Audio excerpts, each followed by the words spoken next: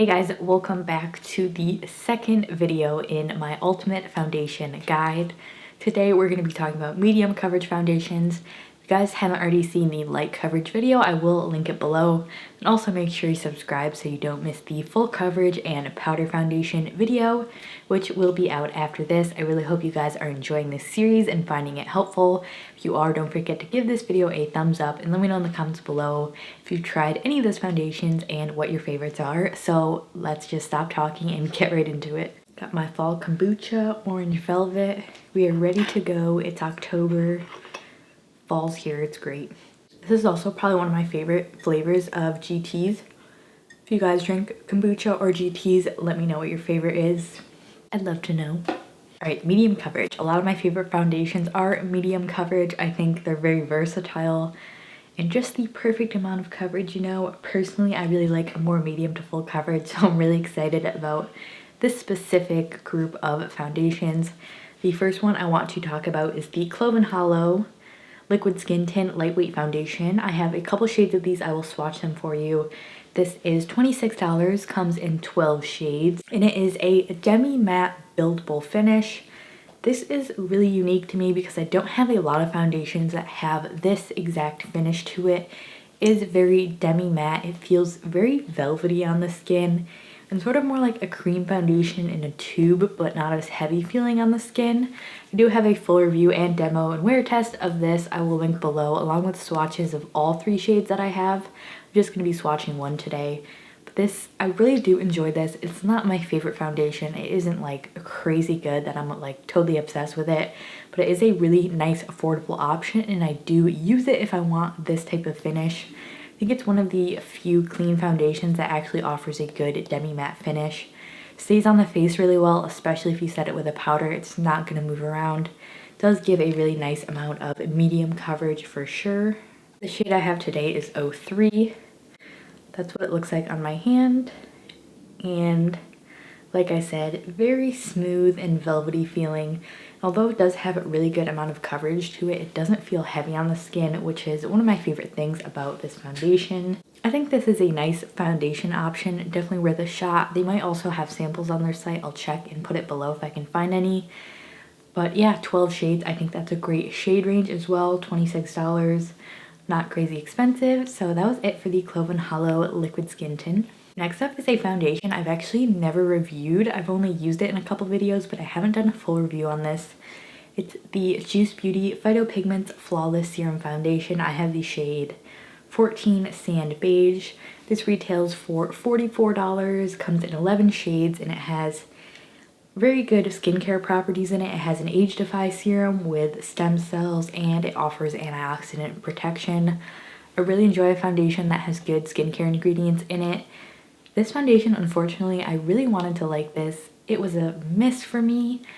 It's so beautiful when you put it on your skin. It does separate, so you have to shake it up a ton. Extremely liquidy. I don't know if really the pump was the best choice of packaging for this. I think maybe a dropper or something, I don't know, a little easier to use, because when you do pump it out, since it's literally just straight liquid, it will like spray and go everywhere.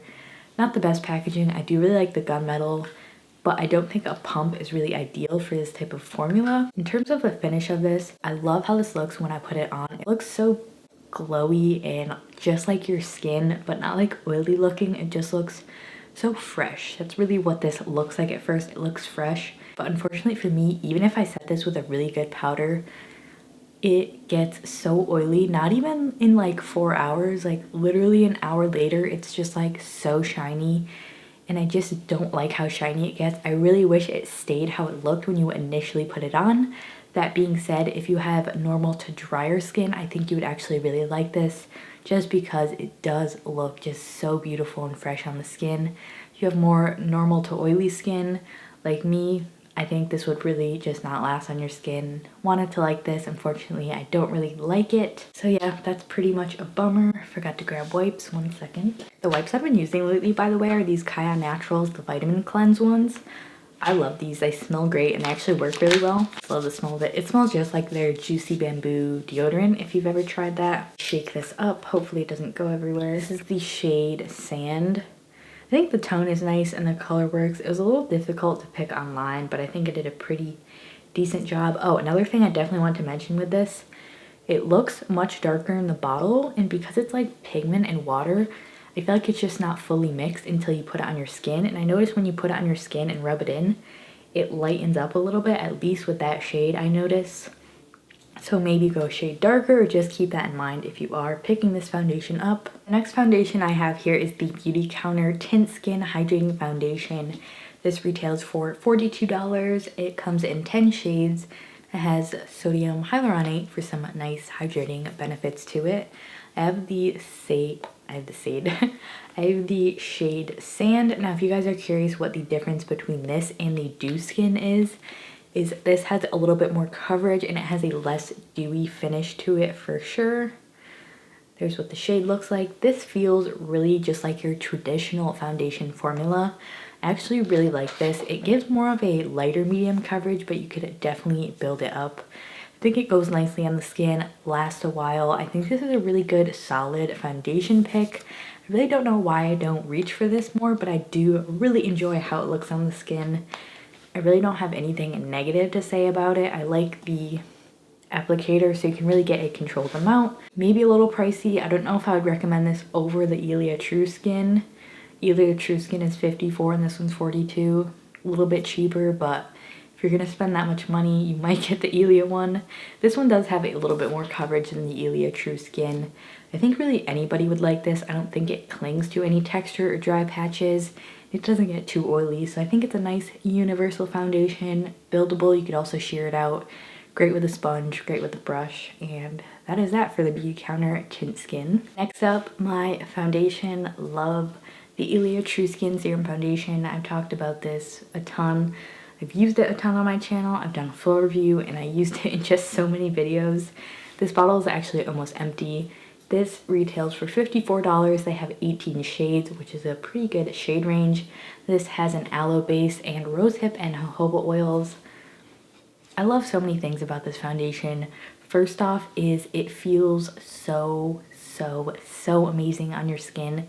It definitely feels like a serum. I 100% agree with them calling it a serum foundation because it feels super nourishing on my skin. If I have blemishes or irritation, I actually like putting this on my skin because it feels like it's just so nourishing and it's not going to clog my pores. I don't notice any congestion with this. So if you ever if you have blemishes and you put foundation on, you kind of feel bad. You're like, I don't really want to be putting this while they're healing. This is not like that. It's just such a joy to put on. I really enjoy the skincare benefits that it brings to the table. I like that it's aloe infused, makes it really hydrating, and since it's not really totally water-based, it really just sits on the skin so beautifully. I think the packaging's really nice, comes with a pump. This actually lasted me a really long time. I use this a ton, and surprisingly, this is literally only my first bottle of it, even though I've been talking about it for so long. And the thing about this foundation is if you use it with a sponge and do one layer, it's definitely a very light medium coverage, but if you do a layer, use a brush, and then blend it in with a sponge, that's what I like to do, you get a lot more coverage. Because it is more liquidy, the sponge will soak it up a little bit.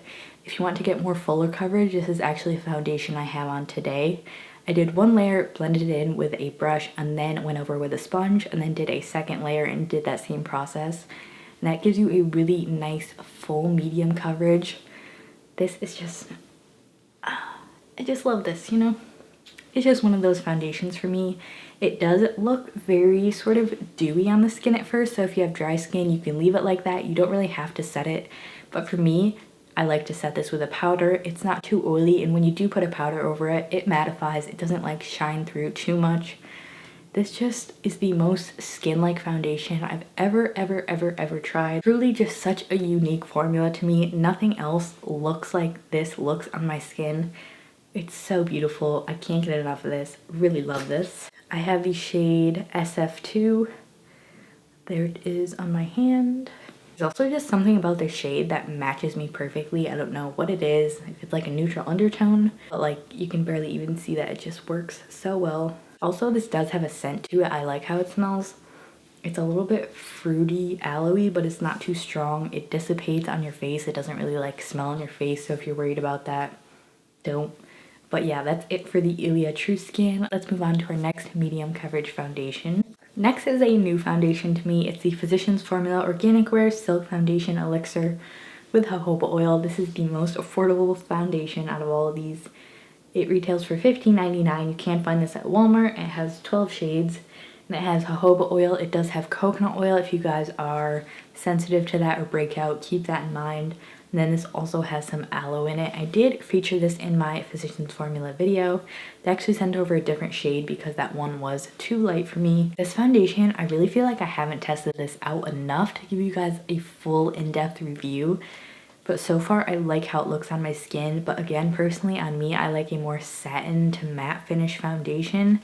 And this, even when I put a powder on it, I feel like it does get a little oily just because it's so rich in oils. But that being said, if you have dry skin, you might like this. It does provide a really gorgeous finish on the skin, perfect for winter or more drier months. And this shade I have is 04 Light to Medium. I do think the dropper is a good choice of packaging for this because it is one of those very thin foundations. And this definitely has more of a fuller medium coverage. You could definitely build it up to a full coverage with 2 layers for sure.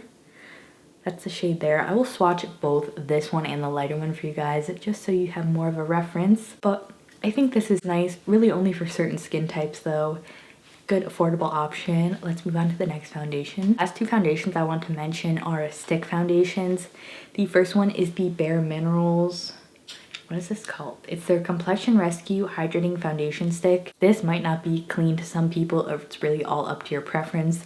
Personally, I would use it and I don't feel like it irritates my skin or breaks me out or anything of that nature.